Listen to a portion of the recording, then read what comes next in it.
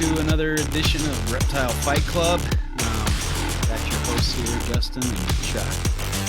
How's it going, man? Good. How are you, dude? Good. Excited for this episode. Yeah, this should be fun. Yeah. I'm also very excited for this. So I guess just kind of a little introduction if you're new to the podcast. We fight here, right? So we have two different sides of an issue or a debate that exists within herpetoculture, and we arbitrarily flip a coin, and then whoever wins the coin toss gets to pick what side they defend or promote. And so you may not agree with the side you get, and so it can be a little interesting. You've got to kind of find the other side to the argument. So that's kind of the point of this, to give each argument two sides. So today's topic, well, I don't know. You got anything going that you need to get off your chest up front? No, not really. You? What happened? I don't know. I had a trip up into the mountains, saw some birds. That was good. Nice. Nice. Yeah, it's always good to get back into nature, but got some more Amy eggs on the way. Some of the Centralian knobtail geckos. I think she's laying right now, so that's Sweet. Exciting. Always good to get eggs. The babies that hatched are fantastic. They're so awesome. Nice. They just shed again, and they're just glowing. So it's always fun to work with cool geckos for sure. But otherwise the season's moving forward. I've got a bunch of Antaresia that took without even tricking them, or just threw in a pink mouse, and a bunch of pygmies ate first try. Nice. That just doesn't happen. So, like 5 or 6 of them took right off the bat. So that's going to save me a lot of headaches and stomach aches over the next year or so. But all right. Well, so today's topic, UV, right? And should be an interesting discussion. We've got a couple really bright guys here with us today. Ryan McVeigh and Zach Loughman. I hope I'm pronouncing that right. I never know which way to say it, but I think that's that's right. The thumbs up. So, all right. So we've got these guys on today to discuss the kind of pros and cons or usage of UV in the reptile industry in the terrarium mainly. So we'll kind of hear from both sides of that topic. So let's see. Welcome to the podcast, you guys. Why don't you give us a little introduction of yourself? You want to go first, Ryan? Sure. So, thanks for having me, guys. I've been dealing with reptiles for a long time, since I can remember. I'm pretty sure I've birth. I just walked out, crawled outside and caught a toad or something. But you've been around for a while and done a lot of great stuff. So what's kind of the highlights of your herpetological career? Founding the Madison Area Herp Society, being on the being a state representative for Wisconsin for USARC, cool. Managing and running Zilla for 6 years, and now starting my own company has really kind of been it. So being able to launch VivTech's been really cool. Cool. Very cool. All right, Zach, how about yourself? Yeah, so Zach Loughman. I'm a professor at West Liberty University, and here at the university we have a zoo science major, and I'm the guy in charge of that major. And as part of the major, I kind of had the dream of being told to build a reptile collection. So, I started with a water monitor because I couldn't have one of those at home, and we're currently building a 14 by 10 foot enclosure for it as we speak. Awesome. So, and my duties with that major are I teach an undergrad class and a graduate class called Herpetology and Herpetoculture. And basically we cover classic herpetology class for the lecture part, evolution, taxonomy, behavior, biology, natural history. And then the lab is all herpetoculture. So one of the things we obviously have 2 labs on is proper lighting and UV radiation for herps in captivity. So that's that. And I'm like everybody here, lifetime herp nut. I've been keeping since I was technically my first herp was when I was 7. I'm 42, and there's not been a second since that time. I have not had at least one. So very cool. Yeah, I think I'm in the same boat. I think I went a couple years. But I went 2 years in grad school, I think, technically. But and then speaking of grad school, anybody listening to this is my shameful plug. I also run the evidence-based herpetoculture laboratory, which has graduate students who are doing theses in herpetoculture. So if you want to do this for your master's degree and you're listening to this, hit me up. Yeah, very cool program. I'm actually on one of the committees for one of your students. So that you are. Yeah, very, very cool program and really kind of pushing things forward. I think that's a great way to do it. And some really neat projects that can be done. If you have something you're wondering about in herpetology and want to do a master's degree, hit Zach up. That's a cool program. All right. Well, you guys ready to fight? I'm ready. No holds barred. All right. Well, we've got the coin toss to get out of the way. Let's have Zach call it. Okay. You want to call it in the air? Yeah. Here we go. All right. Okay. Tails. It is tails. Okay. You get to choose your topic, and then you get to choose whether you want to go first or second. Well, I think if I made Ryan argue against UV, he would promptly leave his house and play in traffic. His head might explode. And I don't want him to do that. So. All right. So I will take I will question UV on this one, but I'm going to throw out a disclaimer before we go any further. I am 100% on team UV. So I'm just going to be the devil's advocate for tonight. Yeah. So. I think we all are. I think that's fair to say that everybody thinks that UV is important and reptiles have evolved to use UV. Yeah. I guess it's just maybe some of the points of application and things like that we could probably argue against. So, all right, well, let's get into it. Do you want to go first or do you want to defer to your opponent there, Zach? I will defer to Ryan. Okay. Good call, Ryan. man. Good call. That's a strategy right there. I'm always a fan of the deferment. I will defer. Okay, Ryan, the floor is yours. We'll try to, have maybe a few minutes of your, bringing up a topic, and then Zach will have a time to counter that topic, and we'll go from there. All right. What you got? The floor is yours, Ryan. I don't even know how to start that. The sun exists outside. Light comes from the sun, makes all things alive. Argue that. Okay, so I guess in your mind, what's kind of the biggest reason that we should use UV in our terrariums, or the biggest benefit, I guess? I think really one of the big things that everybody knows UVB. A lot of people know UVB, and we talk about UVB and calcium, vitamin D synthesis and calcium absorption, and the necessity of all reptiles to be able to have UVB. But one thing that we don't talk about nearly as much as UVA, and something to know is UVB can be supplemented. Like, you can supplement D3. It's not as effective, and you miss a lot of stuff, but you could supplement D3 for the calcium absorption. But you cannot supplement the effects of UVA, which interacts with the serotonin in the animal's brains. So it has a lot to do with their natural instincts and behavior. It regulates their circadian rhythm, their day-night cycle. And a lot of reptiles actually see the UVA spectrum, which we can't see. So it's a lot of how they see each other, how they see their surroundings, how they find food, things like that. So without having that in every single animal's enclosure, you're essentially forcing them to live in with seasonal depression and be colorblind. Okay. Zach, what do you think? So definitely agree that UVA is important.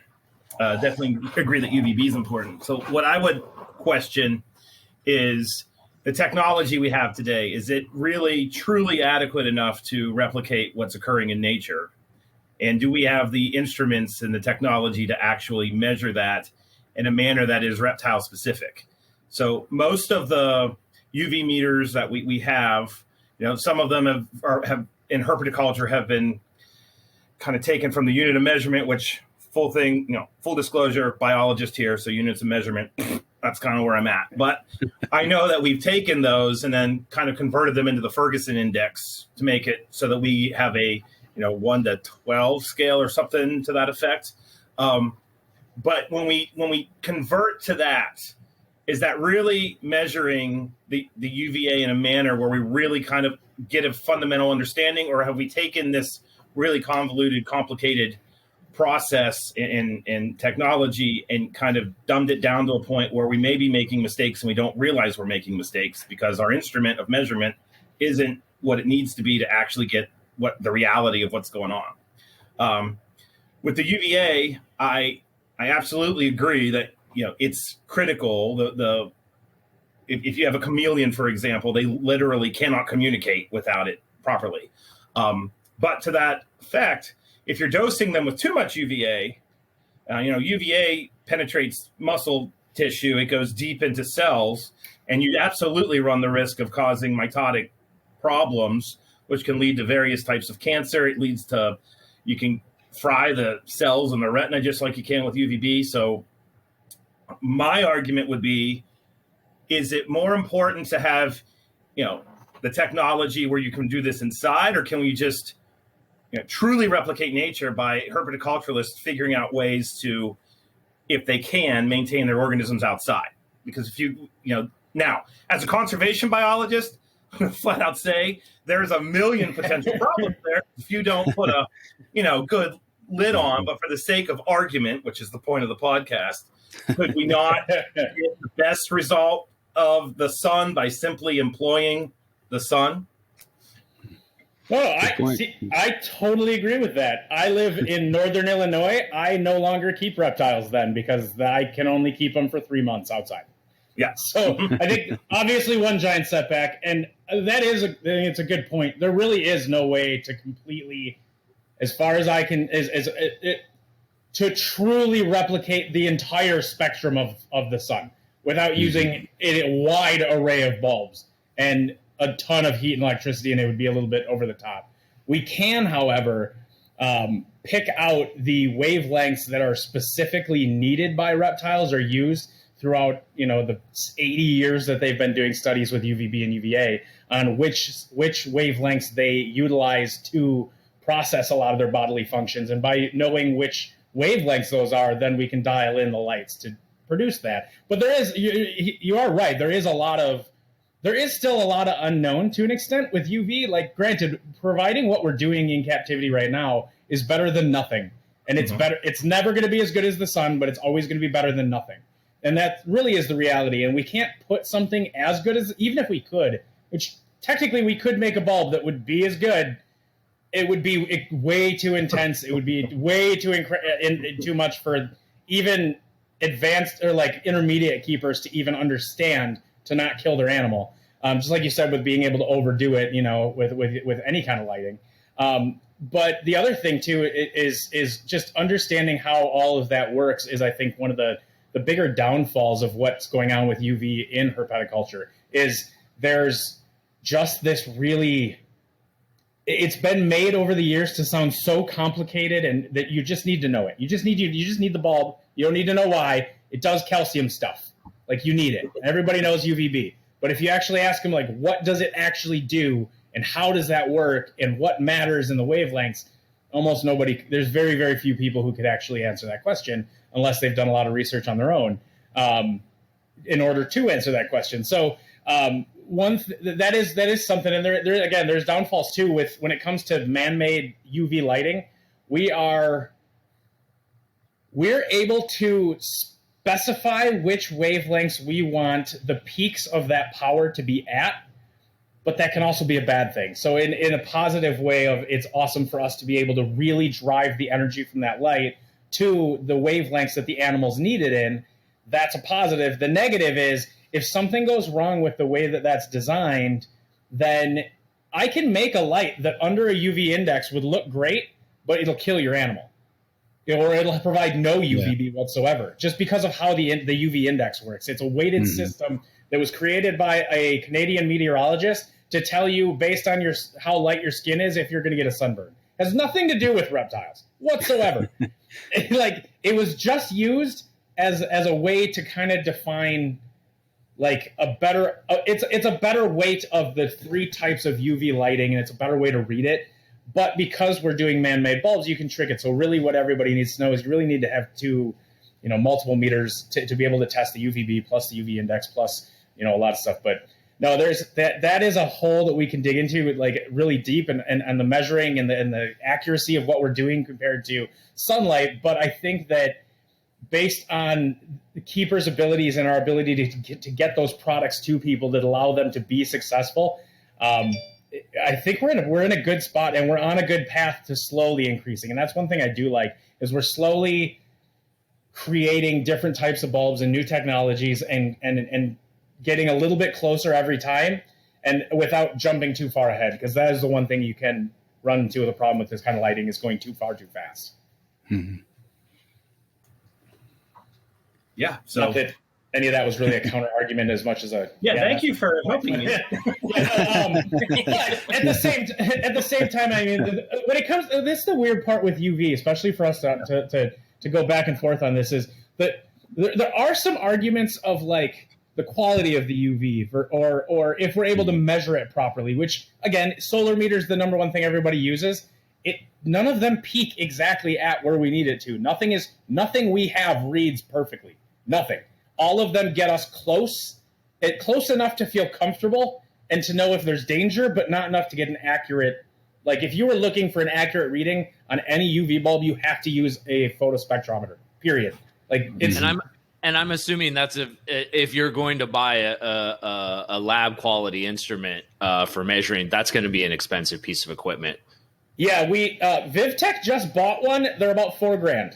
Yeah, and that's for the cheap like little model. So it's not something everybody's going to be doing to test their light bulb. But in reality, at the same time, I don't know that we need to be that specific, especially when we're talking in the trade and talking with pet quality lighting. The reality is if the bulbs are producing what's needed to be produced, and we're assuming that is the case, and we're measuring them, they look good, they're in the right wavelengths, they have the right outputs in microwatts, they look good, then what you're really using your meters for as a hobbyist is really just tracking the degradation of the UV. Because the UV degrades over time, the light will still work even though it's not putting out enough UV for your animal, and you're not going to know that unless you're able to test it. So, I mean, really, when it comes to measuring type equipment, especially in the hobby, we're really tracking changes. We're not looking for exact specific outputs. I would assume it's a quality control thing for you guys as well. I mean, you want to be testing bulb batches to make sure that you're getting relatively the same readings from batch to batch. Yeah, and for us, exactly. For us, it makes a lot more sense to do that because we hand test every single bulb. So out of all the bulbs that we have, you can buy online, every single one of those has been handled at least 3 times to be tested. And this is going to allow us to really nail that down, get our specs for our manufacturer really dialed in. And then as well as there's new technologies that come out, we can start to test them. I can do all the testing. We can do all the testing and make sure that this is going to work, that it's hitting the parameters it needs to, and that it's hopefully fulfilling that next step of technology in order to create that perfect bulb. But I need to have that in order to see if it's even there. And I need that kind of accuracy to make sure that those lights are producing the right wavelengths and the right lighting, so that when it goes out into the hobby and you guys are using it, you don't have to check to make sure you are, as a consumer, are able to know that, okay, I can see the spectrometer reading on the website. I know that it's giving the right numbers. You don't have to do all the work that I had to do to make sure to get all those lines to line up and get all those diodes to work correctly. Okay.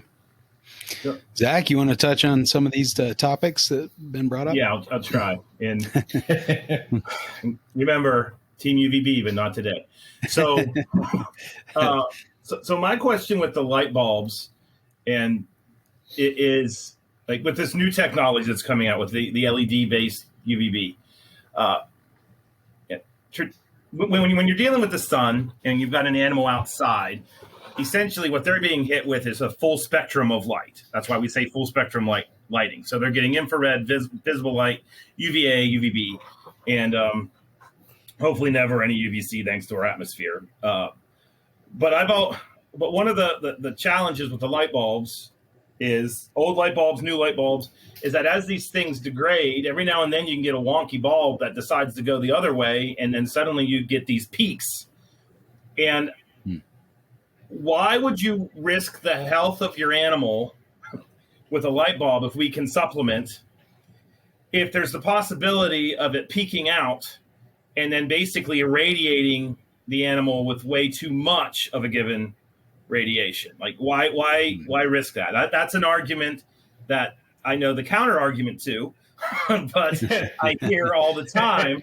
And since it's my job today to be this person, I'm not going to necessarily want to move forward with basting my animal in radiation that I, as a keeper, don't understand.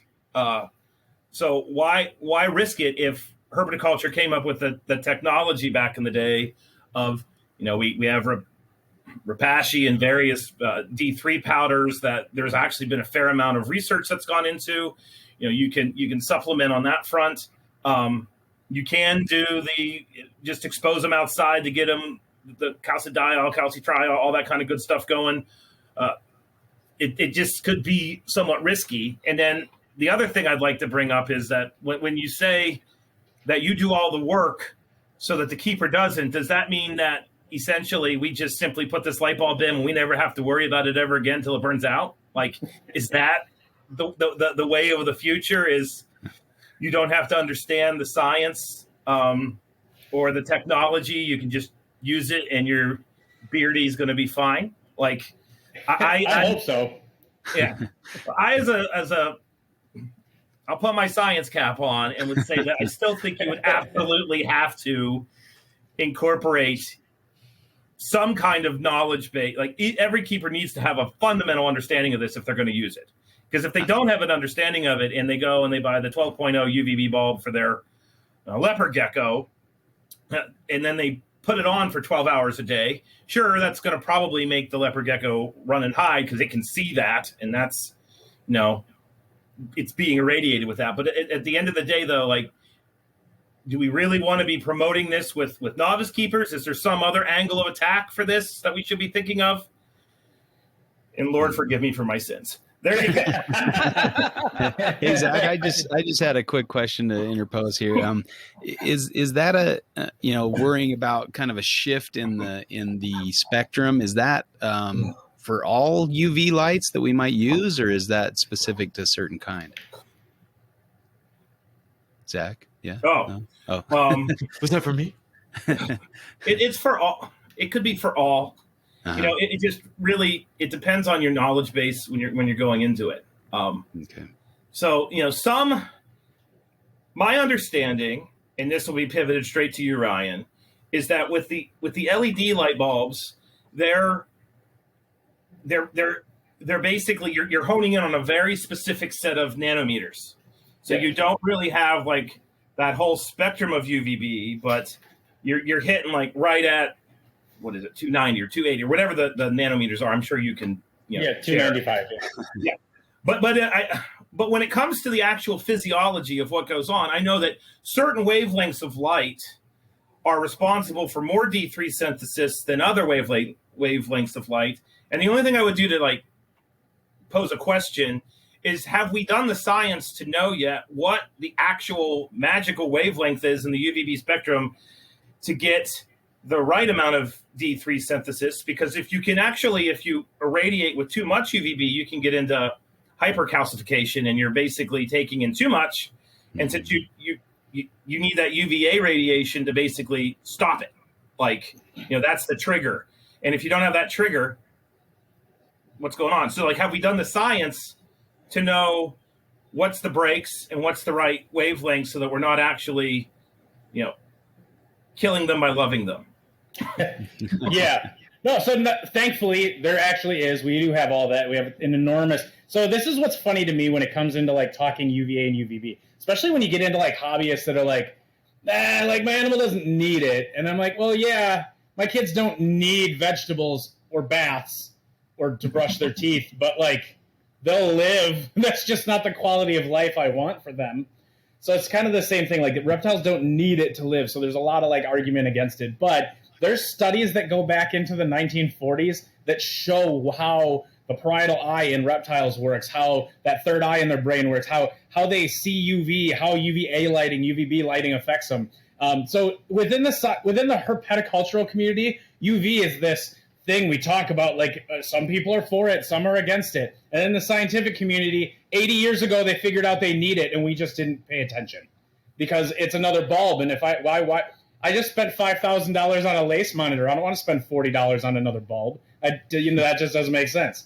But like, that's where you get people from. But the problem is that like we do know, if you know, you know, there is science out there that shows the huge need for these animals to have access to that kind of lighting. For vitamin D3 and for synthesis for reptiles, 296, 295 is right that perfect. That's that magic number for them. But they use all the way from 290 up to 335 nanometers. And when it comes to the LED type lighting, that is one downfall. If you were to only use a single diode, if it was a one diode bulb, then yeah, you could be cutting out some aspects of the UV spectrum. Multiple diode bulbs are going to be better. And then on top of it, the technology for those LEDs is continuously changing. So it's going to continuously change and adapt. But right now, as is, we're able to dial in and get a good range within at least 10 to 20 nanometers of range inside of that range where the reptiles are, which is about 40 nanometers total. So we're catching a lot of the high points of those pieces of the spectrum that are, how do I put this? The peaks that need to be hit for them to synthesize the most D3 the most efficiently, we're able to dial into those. But that is one downfall of UV using any single bulb at all, even LED, fluorescent, mercury vapor, any of them. They all lack something. They all lack part of the spectrum. And whether it's colored visible light that they're missing, blues or reds, or whether it's different parts of the UV spectrum or different wavelengths that they just don't peak at as high, there's always going to be problems. So the reality is, in order to get a really true full spectrum, and not a marketing full spectrum, because every full spectrum bulb is full visible color spectrum, not full spectrum light. So to get a full spectrum, a true full spectrum, you'd have to use multiple bulbs.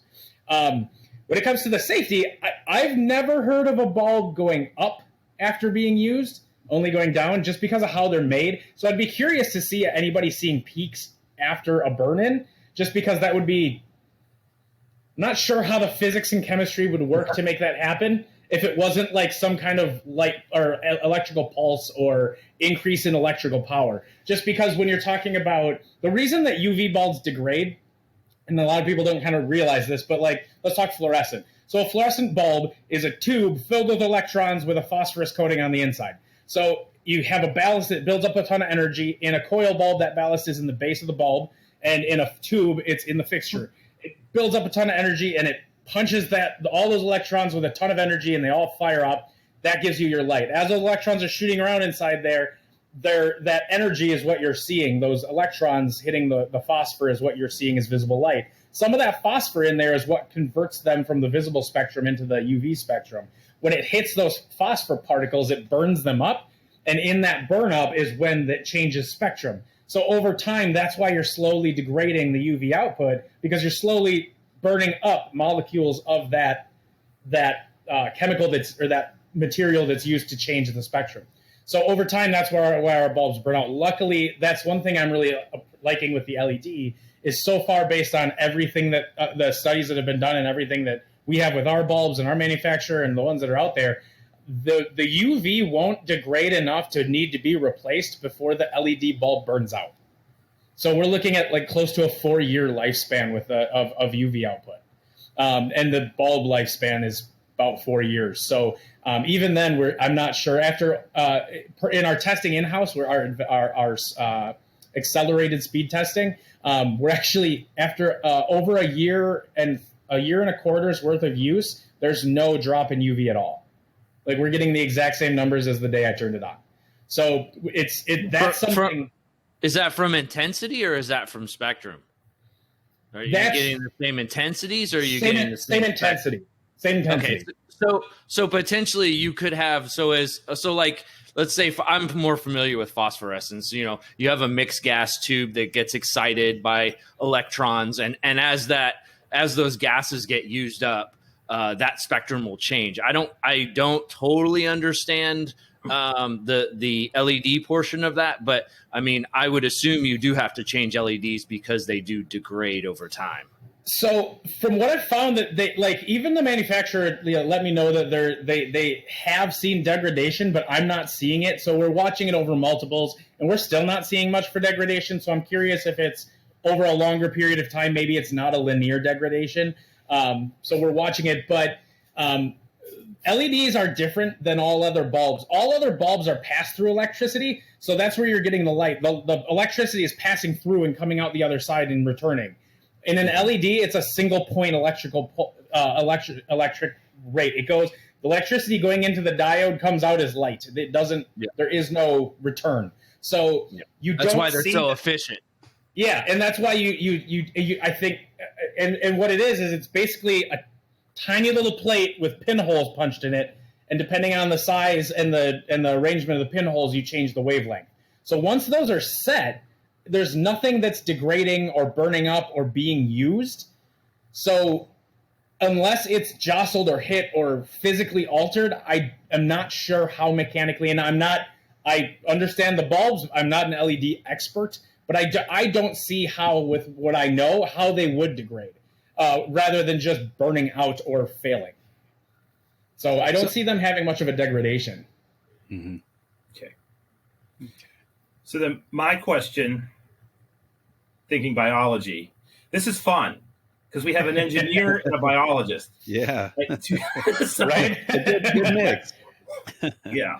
So biologically speaking, then, if you're going to, so am I understanding correctly that the LED bulbs are going to work because you've got the individual diodes on the bulb, and then you've basically punched the holes and tweaked it such that you're going to create that wavelength, the nanometer output of light, and that's how you dial it into those specific wavelengths? Yep. Basically it in a nutshell? Okay. Yeah. So then if certain wavelengths are more important than others, are you when the organisms are basking and they're receiving the light, there is biological evidence that points towards, even though a particular wavelength may not be overly, they might not use it a lot, they still use it, and they only need like 4% irradiation of that wavelength in a given day. So if they're being hit with a constant irradiation of nanometers at certain wavelengths, but they're not getting those residuals, so they're only getting the extreme all the time, can't that lead potentially to the hypercalcification? Because my understanding is with the old school bulbs, and correct me if I'm wrong, you're kind of hitting them with multiple. It's much easier to create a gradient, I would think, with the coil bulb or the tube bulb, just due to the way that the UV is created versus dialing it in, hitting it with electricity, and this nanometer comes out of the diode. So biologically speaking, you would probably get a smoother gradient with the old technology than the new technology. So why would we go to this new technology that's kind of going against the biology in one sense? I'm not saying it's anti-DT. I'm just trying to make an argument here. And that's a good question. So like when it comes to the fluorescence, that the phosphors that are used are extremely specific. So they're able to hit very tight wavelengths and peaks in wavelengths.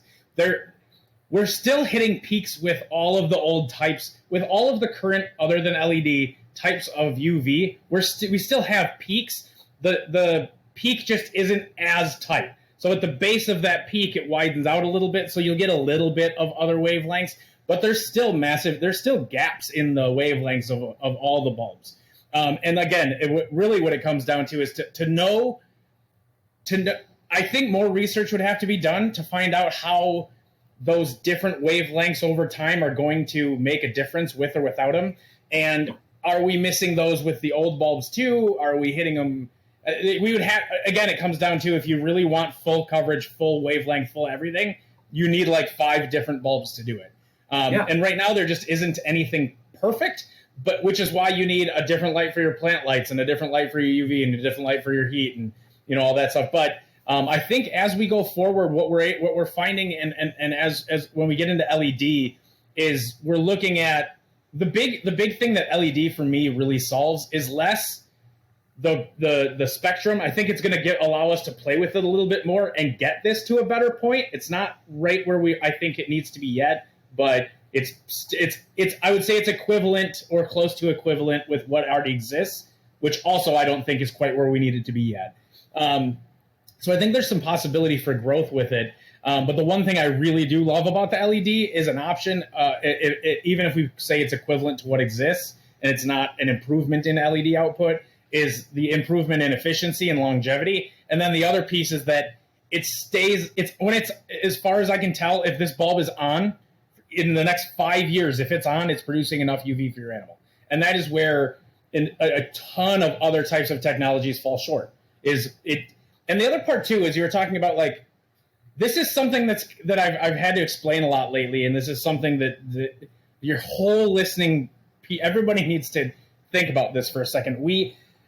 Starting a herp society and trying to educate the public and educate new keepers on what it means, like, to keep animals and understand the husbandry and the biology behind them, that you don't feed them like a dog. And when people ask, how often do you feed your animal? And I say, when it looks like it's hungry. And that's not an answer they understand, because I'm not feeding on a schedule. So it's difficult for people to understand just how to feed the reptile correct, let alone understand the lighting and how it works and all the synthesis. Even just getting them to know UVB is a need for animals is still hard. I mean, it's hard. It's enough of an issue that we're having a talk about it. Like, this is something that shouldn't be. It should be like, well, yeah, of course you keep an animal inside an enclosure. Can't let it run around outside or you'll lose it. Should be the same thing. You have an enclosure, you have UVB and UVA. You need it. Should just be that easy. But one thing but what I wanted to get to was when we're looking at running a rescue, with Erica running a rescue in the house, we see a lot of the things that go wrong in the hobby. And it's not a lack of care. It's not a lack of wanting to learn. And that's what people don't understand. We all talk about how we need to get to those keepers. We need to educate them better. We need to get them to understand that they need to know more than they do for a dog or a cat when they walk into the store. But there's a huge fundamental problem in us thinking that we can ever fix that. And the problem is the people that are going into like a Petco or PetSmart or a local pet store to get their first gecko, they don't know anything. They may, and I'm assuming for average person, let's say, they're more than likely the kid got excited, saw it at a friend's house, they learned about it in school, they saw one, they wanted one. Maybe they did some research, maybe they didn't. Maybe it was online, so it was all worthless anyway. But who knows? So it could have been a Facebook group, and they are going to put their bearded dragon on tile now. So, like, they don't know where to get good information from. And then if they didn't do any research in the beginning, I don't blame them, because when I go to Petco to get dog food, I'm not expected to be an animal nutritionist to know which dog food and to go through the labels and understand. Now, a lot of people go, okay, I know I want grain-free. I know my dog's allergic to salmon. This bag will work. But they're not. No one in that building knows, like, dog food down to the point of being able to explain it on the level we're explaining UV. You just assume that the manufacturer has done that and that you have a quality product you can feed your dog. Same thing happens on the small animal and exotic side. So people come in and they see a kit. It says leopard gecko kit. This was designed by a company who makes its money selling products for reptiles. They are the authority on reptile care. So you assume as a consumer that you're going in and buying this box and it has everything in there that you need. Same thing happens if I get a puppy. They give me a kennel and they give me a leash and they give me a collar and they give me a bag of dog food. And I take care of a puppy because you walk it, you clean its poop. And with reptiles, they don't even realize that it's not all the same thing. They don't all come from the same place. Every animal has different care. It's not like dog or cat. So the majority of what people see as pets, when they go into a pet store, they go in with this guise almost of like, everything I need to know is here for me to be successful. And that's where the problem lies in husbandry, and I find in the hobby. And that's why I'm excited about something like the LED bulbs, is because we can take that knowledge out. They don't need to know it. We just need to be able to create an enclosure and products for them that will help them be successful without them needing to know why they'll be successful with it. Because to think that we're going to get people to 10 years of herpetocultural knowledge to understand on the level that we do UV, how are you going to do that to somebody who just walked into Petco and is picking up their first bearded dragon and they're just buying a kit that says bearded dragon and assuming everything they need is in it? And there's not even this idea that, oh, I need to know more. Because when if you go get a puppy, you don't go home and go, I need to know everything about this puppy. You kind of already know. You feel like you already know. Even when you leave the store, if you don't, they'll help you enough to feel like you got it. So the same thing happens with kits and with Reptile. They make you feel like you've got it. Here's a box kit, and then you leave, and then there's no follow-up or anything. And you're kind of left to swim out there alone. And then those people don't know what's in the kit, why it's in the kit, why it's there, the years of knowledge and stuff that went in to build that kit in the way that manufacturer did, or even how somebody at a pet store would tell you, set the cage up like this. Now, we know why we tell them to, because we've been doing it for decades, and we know why those components need to be like that. But that person doesn't. And I think it's really hard for a lot of us a lot of times to take ourselves, not even just back to being a kid, but try to remember the day you didn't like reptiles, what you'd think about them. I don't have that day. I don't know what that day is. So Jack, I can't, it's hard to relate. You got a response to that? I want to. Me? Yeah. I do. But I'm going to go to the middle, though. I'm trying to do my anti-UV, but I can't do it on this one. I got to go to the middle. That's fine. Go ahead. Because it has to deal with education, and that's something that I'm really big on. I think that this is where herpetoculture just shoots itself right in the foot, historically. Because here we are, debating this, and the science clearly demonstrates that these organisms need this to a certain degree or need it a lot. And so when that person that goes to Petco is all excited, and then they go onto social media, and then they join the bearded dragon group or the leopard gecko group, whatever group it is, and then they bring up UVB, and then they are immediately flamed by someone, that then sends this message of, oh, whoa, I don't need the UVB. Or what I think it does, I've seen my students do this in the herpetoculture class, is it makes people overcompensate. If you then are on the opposite side of it and say, oh, no, they need UVB, they've got to have UVB, and you're not teaching about UVB, then that person goes out, they're standing at Petco, they don't know anything, and they buy the highest wavelength of UVB they can get, and then they irradiate their leopard gecko that's in an exo that's only 8 inches tall. So, there's a flip side to that, which is the main point of this is just education. That's the piece that's missing the most. Yeah. And the tribalism of herpetoculture sets up a dynamic where if we were just as a culture be open-minded and stop saying, well, I've done this forever, so this is the way I'm going to do it. That is the absolute worst flipping phrase anybody can say. And if you say that, I don't care if you've bred whatever 35 years, you can do it better if you look like everybody can. And so if that ego was to get out of there and we were to just simply look at the science, talk about things, not yell at each other and just think, we could get to that common point where we could have a light bulb and someone buys the light bulb at Petco and then they go home and they bring up a question and they're not entering this giant fray. It's just, oh yeah, they need it. And here's why. That's all we have to get to. And that doesn't matter if that could be UVB, UVA, that could be naturalistic versus sterile. Literally, there's a million. This whole podcast is around these hot button topics and trying to get to that middle ground and show that we should be discussing those. So back to my side of the argument then is then how do we educate the public in a manner? Because I will say that I do think that the intention of just making a light bulb that you put into a socket and you're done, I like that. I think that's good. But at the same time, I still am going to come back to something I already said, which is if you're going to have the animal, you need to have a basic understanding of how this thing works and why it's working. Because that way, when the light bulb goes bad, you can do it. Not everybody can go out and buy a solarimeter. They're not exactly cheap, though I hear Diptech has one that's cheaper. I've heard that too. But on that same token, I just think that the way we approach things, and UVB is a great topic. As a I hate saying the word hobby. Sorry, as a culture or passion, I just think that we really need to kind of reevaluate how we do this as a whole. And it's both sides. It's the hardcore bio naturalistic people and it's the hardcore tub keepers. We all just need to kind of respect and get to the middle and just try to evaluate. And that's where being a scientist is pretty awesome, because in science, we're supposed to take emotion out of things and just look at the data. So, but with UV, that's one of the main issues is I feel that we still are the intentions of UV are absolutely wonderful.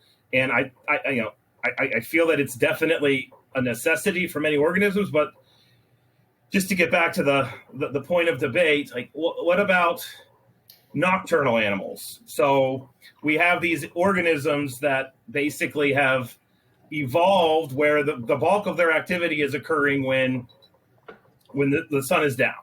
And there's definitely behavioral modalities that they do that we know as ecologists that they are performing these behaviors that we don't realize are behaviors to get irradiated by UVB, and I can list a litany of those. But for the nocturnal beasts in the world, what do they need UVB? Do they not need UVB? What's the deal on that front?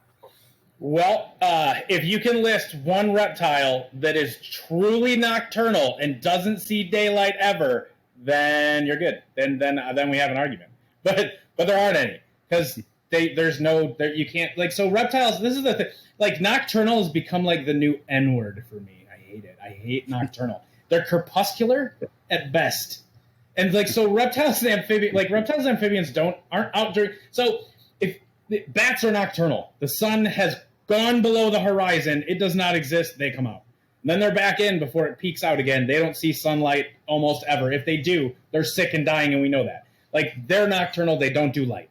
Reptiles, though, they spend their time out at night because it's maybe not 130 degrees there at night, or that's when their food is out. But at the same time, during the day, there was a study in 2000 that showed that desert banded geckos in Texas will stick just the tip of their head out of at the end of their hole just to absorb UV for 15 to 20 minutes a day.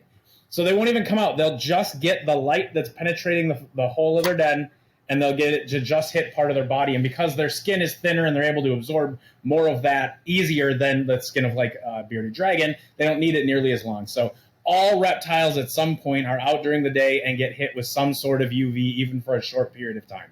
Ryan, can I break in for just a second on that? On that study, did they measure any kind of readout that would suggest that it's for UV rather than, say, heat to get their blood flowing and their brain working properly? We know reptiles need heat to function properly.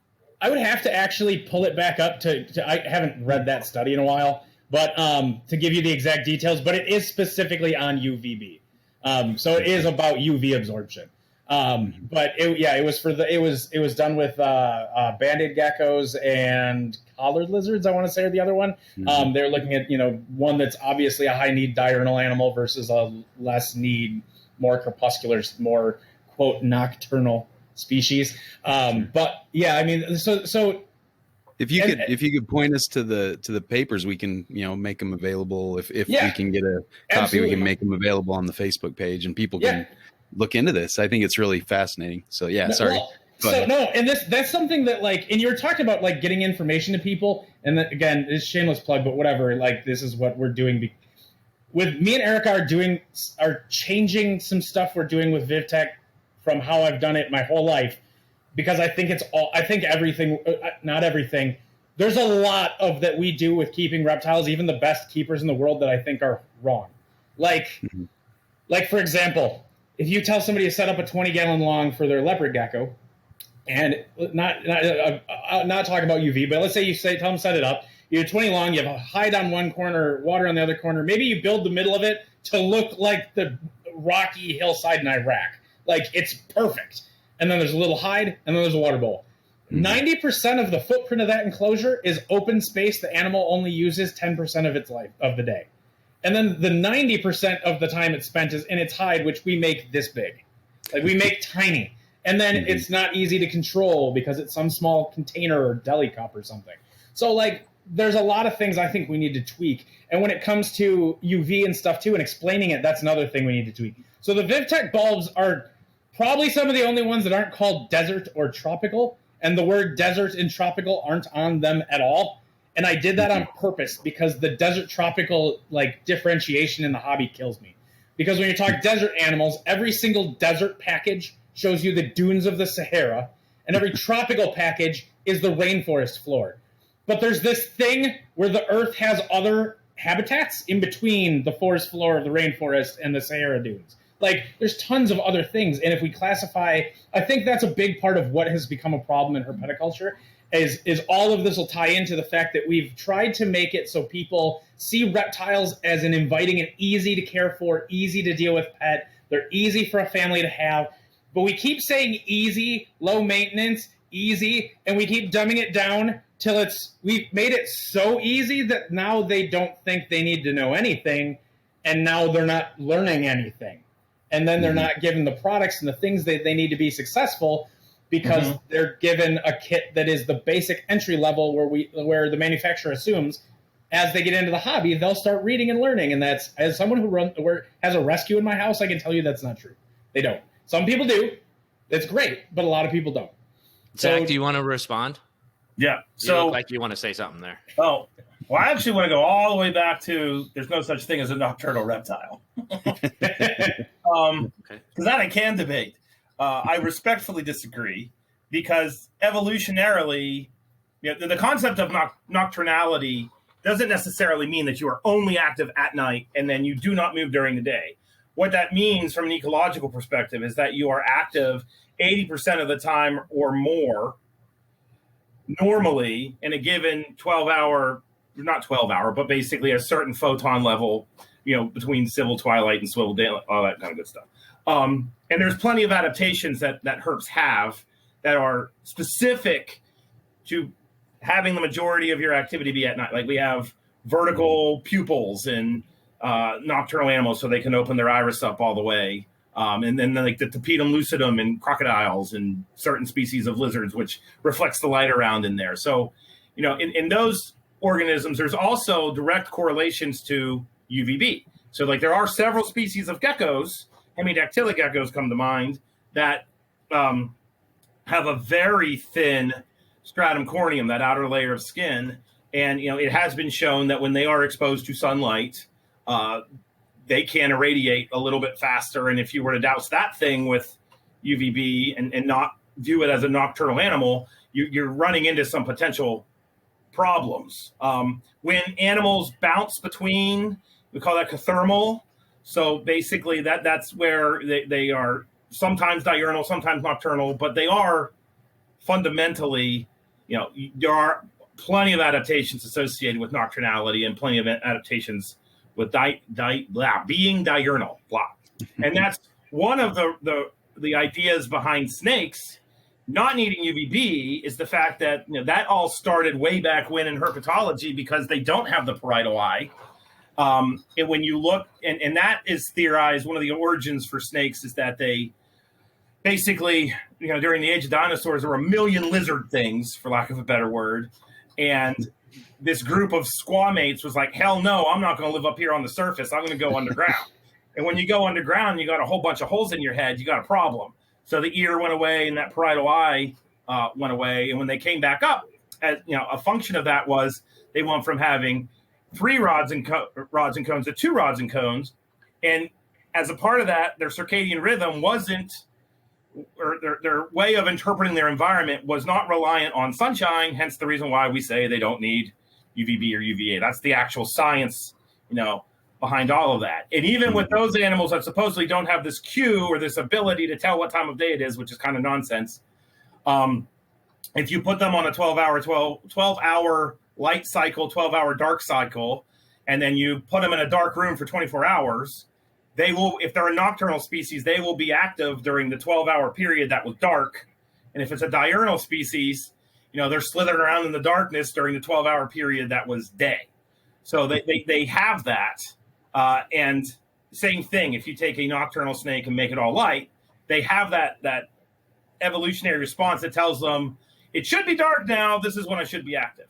But when they're exposing themselves to the sun, sure, they're getting UVB, but they're also, like what Justin alluded to, there's an awful lot of thermoregulation because they've got to get their body temperature up to have enzymes work and neurons fire and all that kind of good stuff. And that's one of the interesting aspects of UVA and UVB that I don't think people realize, is that when you don't provide UVA or UVB, you're basically providing permanent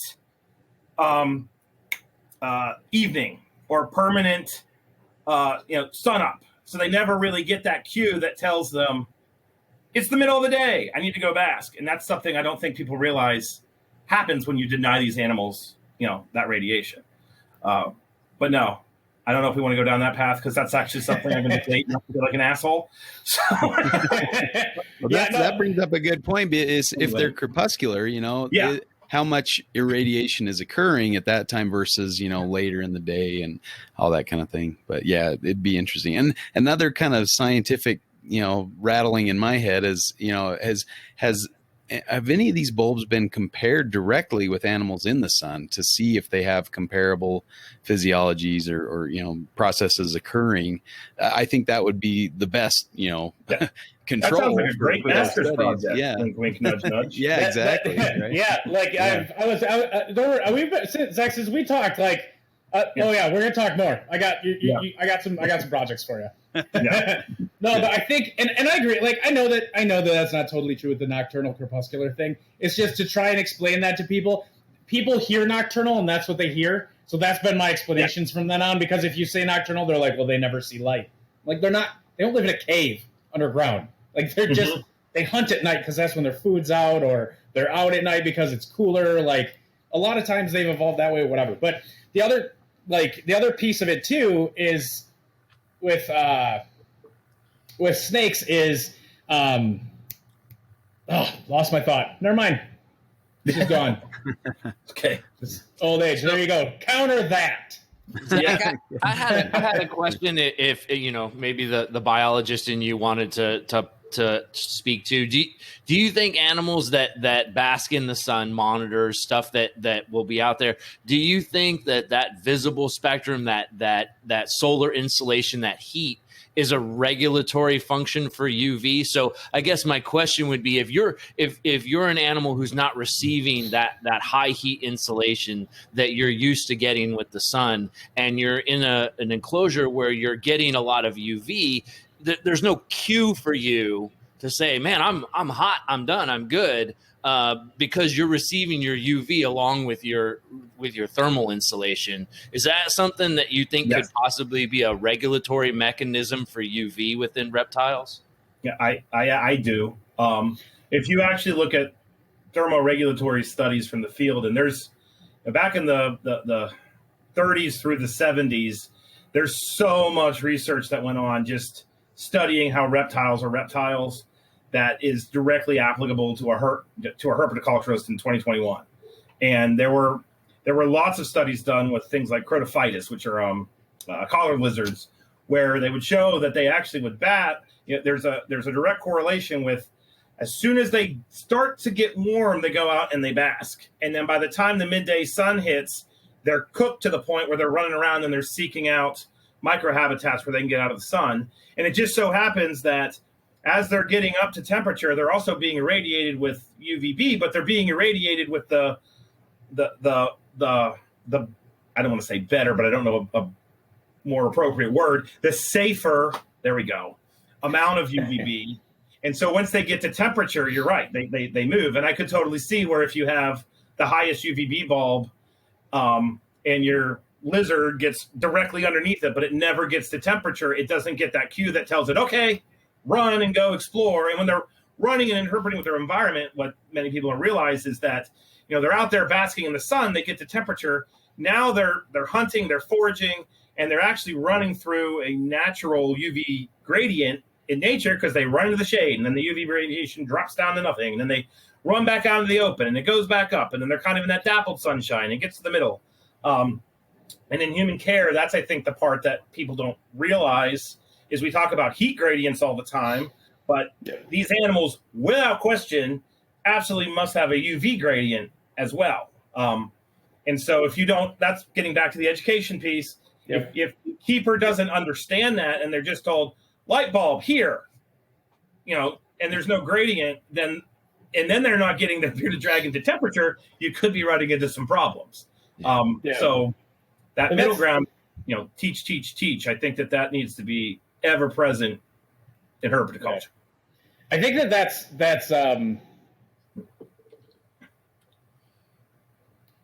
Dude, it's too late. My brain is shutting off.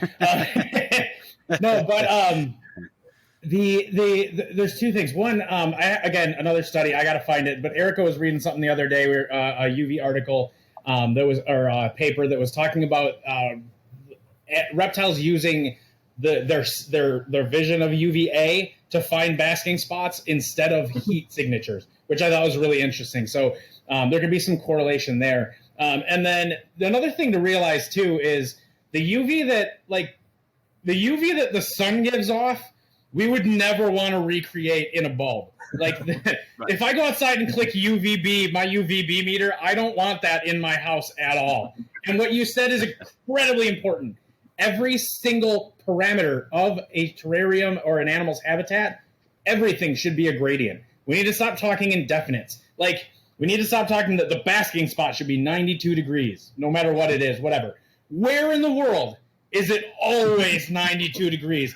And and you think that, like, people think that these animals, you watch the Herp Society group, I can only get my ball python up to 86 degrees to bask. I can't get it any higher.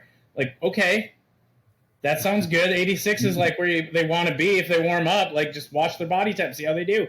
Or it's 98, not 92. They didn't evolve for millions of years to not be able to handle 1 degree of fluctuation. So you need to be able to create a heat gradient, but you also need a UV gradient. You also need a humidity gradient. And that's where microclimates come into play, where you've got different spots that have different humidity. You have to provide all of that. The reality, I think, comes to it is when we're talking about caring for these animals, instead of trying to dial in like their exact basking temp and it needs to be 70% humidity, it should be, everything should be a range. Everything. Their humidity should be from like 50 to 90. Like, that's a giant range, but that's the range of most places in the world. I mean, granted, again, like the bottom of the rainforest, probably not that big of a swing, but you're still going to see 20 to 30% swing in humidity, especially a lot of these island countries where, there's a gradient is needed for everything. And I think if we looked at our husbandry and more broad and create, okay, what is the peak that we need and the lowest you can go, and just make a gradient in between. And that's one thing too when it comes to UV, that why I've completely shied away from telling anybody to use tubes. I don't like tube UV just because of that fact, that if you have it on and then close, like most tanks are thin and long. So if you take a thin, long tube and put it across that 4 foot by 12 inch footprint, the UV gradient is vertical from the floor up to the bulb, but front to back and side to side, it's almost the same unless they can climb on things. So you're really, for people who do a really minimalistic setup, that animal is stuck getting hammered all the time and it can't get away. Versus if you're able to do a spotlight, you can hit them with actually a more intense UV, because they can get there and then they can easily get away from it. So I think you're able with a spotlight to create a more natural UV for them as well, by hitting them with a higher output that they would seek out, because they're able to move away from it. So because of that, you can create a better gradient. And then on top of it, with spots, I usually do 2 spotlights, one that hits right where the heat is, so they associate that UV and that heat together. But I also do one on the other side of the tank, and I hit it at somewhere that has no heat. It's either mid-range temperature in the tank, and they'll bask directly under that UV light without the heat attached to it. And that was another study that came out, I want to say it was like 8 or 9 years ago, that showed, it was a study on chameleons. I want to say it was panther chameleons, actually actively seeking out UV independent of the heat source. So that's been a big thing that I've tried to implement and do a lot of caging too. But I think it's all about the gradients. How do you create multiple gradients and multiple spaces, and they know what they need better than we do. We just need to provide them with the opportunities to find what they need. And that's where we fail as keepers, is when we're not providing them the bandwidth that they need to find where they're comfortable. All right. Any last points? Maybe we can have a summary, kind of sum it up, and we're past our hour, so we can wrap it up. I mean, there's a ton of good discussion topics here, and I really appreciate you guys and your insights. This has been fantastic. It's been really a great discussion. I'm just impressed it's been so smooth, because good job, Zach, trying to argue against UV. In our conversations, I was like, the only way I can do that is if I just intentionally sound like an idiot that doesn't care about animals. Yeah. So like, I appreciate you bringing like a more, sophisticated person to that side. No, thank you. Yeah. Well, some people call me an idiot, so there's that. Hey, the more you learn you don't know much. Yeah. Yeah. I think I've come to the conclusion that I'm a complete idiot. Mm-hmm. There's so much to learn. And as soon as you think I've got it all figured out, or you start saying things like that, then you can know they don't know much. Yeah. That's what I love with with herpetoculture, though. Like every species, that's the other thing about herpetoculture that people need to realize. This is an insanely young hobby. Insanely young. Like, the first UVB bulb hit the market in 1993. So, not even 30 years ago, the first UV bulb hit the market. People were actively keeping these animals in the late 80s. So, like, in my lifetime, this is what the hobby truly existed as a hobby, or as an industry, was in the 90s and past. And, like, so we do have a lot to learn, and we do have a lot of, I think, a long way to go. But I think the biggest thing that people can do is just start to really understand that the hobby is substantially behind the scientific community and the knowledge that they have on how these animals exist in their habitats. And if we would take some of that and learn from that, we could jump ahead 30 or 40 years instead of puddling through the crap and the sludge that we're dealing with now. And that's one thing, too, that, again, shameless plug for VivTech. We have some veterinarians and herpetological academics that'll be writing summaries for us for the website to break down things like this. Like a friend of mine is finishing up his doctorate in California on herpetology. He just did a huge study on all the sidewinder species and their distribution and genetics throughout the U.S. It was really cool. And so he's going to take 3 papers on the parietal eye and UVA. And then he's going to break those papers down into 2 paragraphs that an 8th grader can understand. And then we're going to post those with the articles below them if people want to read them. But at the same time, we're going to pull all that knowledge out and just stick it here in a snippet so you can take that and know it. And those guys are just going to keep doing that. They're going to take 2 or 3 articles about a topic, and they're going to condense it down to 1 easy-to-digest paragraph. And a whole section of our website is just going to be papers written by, professionals looking at those papers and writing a synopsis that allows anybody, like my 9-year-old daughter, to go read it and give me an explanation of how does that actually relate to how you keep your animal. And I think I'm hoping that that'll break that bridge. I think that talking about all the papers and the data that's out there, I think we scare away first-time people from being able to feel like they can understand it. Because reading a scientific paper to somebody who's not in any kind of science, it's a scary thing. That's a big hill to look up. Like, just even just understanding how a study was done and how a hypothesis, what that means compared to just the results. It's so difficult for someone to understand that. And I think that as we take more opportunities as ourselves, everybody right here, as well as all the other advanced level herpetoculturists and herpetologists and biologists and all that, and we continue to take that information and put it out there in easily digestible snippets, I think we'll continue to improve the hobby. That would be great. That's perfect. That was exactly what I was just going to recommend you do as you're doing this research. Dumb it down and simplify it and make people so they can understand topics. One could almost say that the scientific community writes it that way so that the lay person doesn't, isn't necessarily in that group. So I agree with that. And they could absolutely read it and go the opposite way and take it wrong, like every news station ever does when they talk about any study that ever came out ever. Right. Yeah. But on that token, I can say that oftentimes, the tribalism of herpetoculture, when the paper comes out that says what your argument is, then you latch onto it. Because there was a paper that came out, I don't know when, in the past decade. I'll just throw it out. I don't know the exact time because it's late for me over here, but and it basically said that when they were investigating the whether D3 concentration went up in ball pythons that were exposed to UVB, and their results were no, it doesn't. And immediately that was latched onto, and that's been actually, people have messaged that to me after they've heard me on podcasts saying we need to use UVB. And that same person that's sending me that obviously didn't read the other 9 papers that clearly show that when you expose snakes to UVB, the calcium deposition in their ribs goes up, and you end up getting a healthier animal, even though they don't have the parietal eye and they don't have as direct pathway. So, my request of herpetoculture is, if VivTech's going to put that stuff out and it challenges the way that you do something, don't say, well, this is the way I've always done it. Actually look at that and then be like, well, maybe I should change a little bit. And if we do that, that's going to help herpetoculture, because whether we want to say it or not, herpetoculture is under attack, and the people that are coming after this, they have science, they have academics, and if they're going against a hobby that doesn't want to hear this coming, from me, that always is saying, oh, well, that science is against us, and it was made to be against us. It's not. If we were to look at that science and be like, well, maybe we should change something, and then we were to change something for the better, you just shut down their argument. And then you're showing them that we actually care and blah, blah, blah. And then that might actually help us all in the end. So, yeah, one of the biggest things that we have hopefully coming out within the next year is taking the LED, UVA, UVB, and putting it into thin strips that can be mounted inside, routed into the PVC inside racks. So we can get UVA, UVB plant lights inside a rack. And at that point, you could do dart frog enclosures in a rack. I mean, that would totally change everything.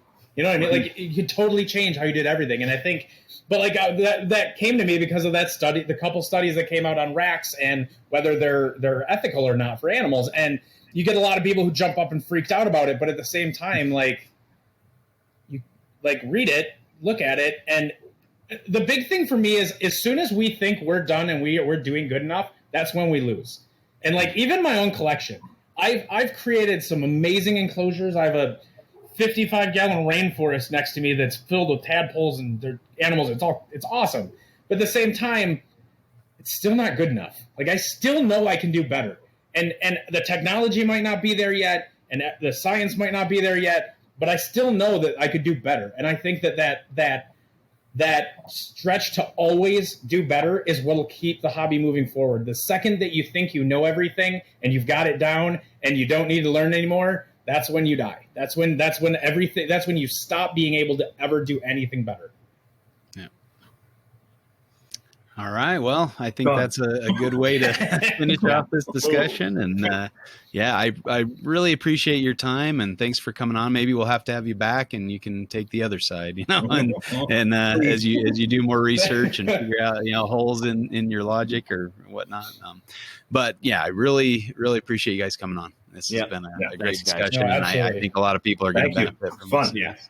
Yeah. We'll have to have round 2, or maybe a different topic. You guys are well versed in a lot of different topics, and your contributions to herpetoculture and herpetology is great, and I applaud you for that. So, thanks again for being on, both Zach and Ryan. Yep. Thank you guys.